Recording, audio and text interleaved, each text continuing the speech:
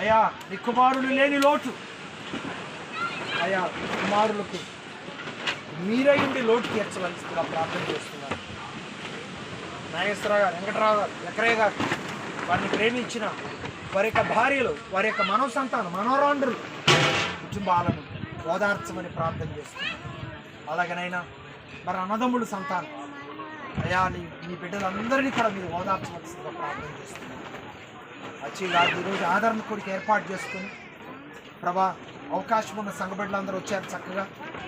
ఇక రాని వారిని మరలా ఇక్కడ జరగబోతున్న మిగతా కార్యక్రమాలను ఏకీభవించి కుటుంబాన్ని బిడ్డలను ఓదార్చే వారిగా నడిపించడానికి ప్రయత్నించవలసిందిగా కోరుతున్నాను. మీ సేవకునిగా ఈ కుటుంబాన్ని బట్టి, అచ్చయ్య గారిని బట్టి, రూతం గారిని బట్టి ఎన్నో విషయాలు చెప్పుకున్నాను.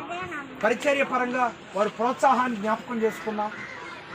ప్రభా మరి వారు మీ సేవ కొరకు వారు చేసినటువంటి గొప్ప సహాయం దేవా, మరి వారి పితరులకు ఉన్నటువంటి అన్నదమ్ములు స్వాస్థ్యంలో బావి దగ్గర ఉన్న ఆ పెద్ద చెట్టును కూడా నరికి మందిరం కొరకు దూరాలకు ఏర్పాటు చేసి మందిరానికి కావలసినటువంటి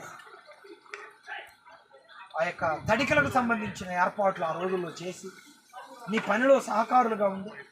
ఈ రోజుకు కూడా నీ పనిని వాళ్ళ స్వాస్థ్యంలోని కొనసాగించే విధంగా మీ బిడ్డల ప్రోత్సాహం మరవలేని విధంగా కొనసాగిస్తున్నారు.